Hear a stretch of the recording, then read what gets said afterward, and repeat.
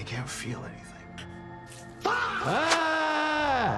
Extreme isolation, life-threatening creatures, and enough psychological trauma to keep any therapist busy. Today, we're breaking down and reacting to the horrifying medical moments from Backrooms and explaining what prolonged fear, exhaustion, and survival would actually do to the human body. Let's dive right in. Don't go do it. Oh, creepy. This reminds me of the psychiatric hospitals that I used to work at when I was a medical student. I actually lived with 20 of my other classmates in a shut down old psychiatric ward of the hospital where it turned into student housing, and it was pretty plain like this. Oh. Chokehold, using his bicep and his forearm to compress the vessels on either side of the neck, the carotid artery and jugular vein, preventing blood flow in and out of the brain. Pressure on the trachea might make it difficult to take some breaths in. Good kind of idea of what somebody might actually start sensing or feeling. Typically when somebody is starting to pass out, you're gonna get lightheaded, dizzy, you're gonna start getting tunnel vision, everything coming down, maybe seeing some stars. People can pass out in just a couple seconds actually with these type of technique. Doesn't mean you're going to die. If you continue to compress these past the person passing out, yes, you have an increased risk of something more detrimental happening. Whoa, interesting. 3 of everything, right? So we got 3 sets of eyes and 3 noses. Your nose! I've never seen this on a human being before. They can't feel anything. Ah!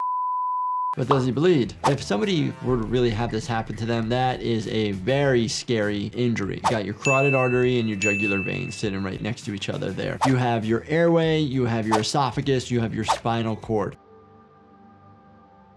Can you imagine how good that must feel? What? You can eat them. Stop it. Oh my gosh, that's so trippy. That is not what it looks like on the inside of our bodies. Can you actually just grab somebody's tissue super easy and rip through the skin? No, our skin is not designed that way. Unless maybe somebody is very old and they've lost the elasticity of the skin. It's very thin. There's not a lot of subcutaneous tissue underneath. Then maybe, because we see a lot of skin tears in the elderly population.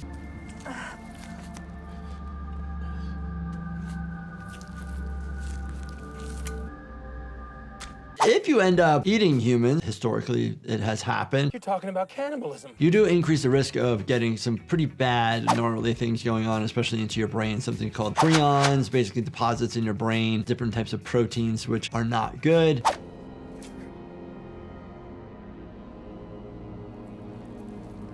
What? We're scalping people now? I've actually seen people come into the emergency department after traumatic like car accidents or falls where they've actually had their scalp partially or all the way removed. Missing hair, missing tissue, you're seeing the skull. Still survivable, but could be quite painful. Is he gonna put on his head? Or her head? That is scary. When doctors do surgeries on somebody's brain, they'll actually typically cut the hair in that area or shave it. They won't typically just remove the scalp itself without, having the ability to put it back on. They want the tissue to put back on. Is that himself? It's okay. It's just the way we're wired.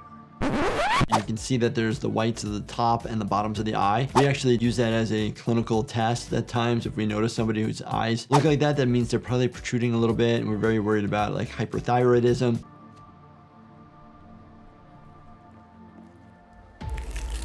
Oh! Let me just bite that trapezius. Up here, you have your trapezius muscle. You have the clavicle, which might be bitten into, and underneath the clavicle is your subclavian veins and arteries, so you really have to be careful. These are major blood vessels. You can cause issues relating to significant bleeding and not being able to compress it down because of the bone.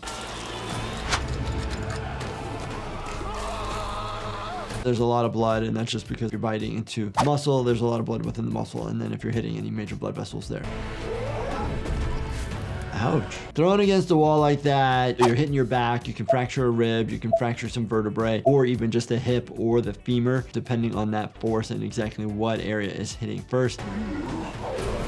Getting slammed on the table on the side there. Your humerus, which is the upper bone of your arm, the single bone from your shoulder to your elbow, can fracture. Those are tough because a lot of times surgeons will let the arm just kind of hang and heal on its own versus actually going in and putting hardware in to have it heal that way. You could also have multiple rib fractures when you're being bent over a table like that. Whoa. Chronic stress isn't just something you feel mentally. It affects your entire body. That's one of the reasons why I created Chillax by my company, Life Happens, designed to help support relaxation and a calm mood during everyday stressors. Learn more about it at lifehappens.com or on Amazon. Go, go, go, go, go. What is this? What is this gas being sent up into the air though? Dangerous gases you don't see, like carbon monoxide. It's tasteless, odorless. So that's why people die from carbon monoxide poisoning. You get very red skin, really bad headaches and altered, but most of the time the color of your skin changing is a late finding. You just slowly kind of just fade away because the carbon monoxide is taking the oxygen off of your red blood cells. Whoa.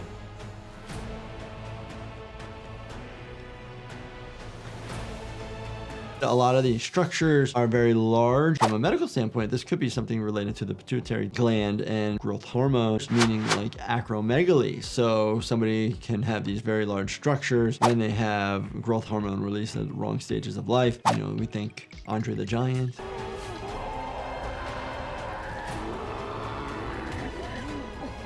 Traumatic injuries to the right side of the face. When somebody's getting hit here, you can injure the zygomatic arch, injure the maxilla bone here, which also is the maxillary sinus, makes up the infraorbital wall. So you can have an injury to this area. You can have injury to the lateral wall as well. We'll see people come in with significant amount of trauma to their faces. We need to get a CT scan, and we always tell people don't sneeze. If you need to sneeze, keep your mouth open.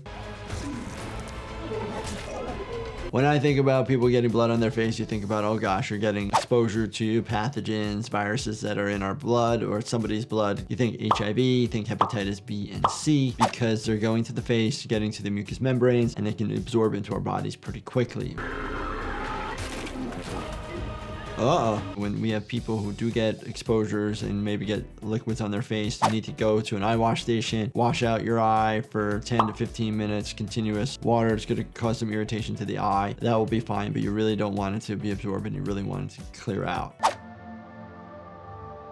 Oh.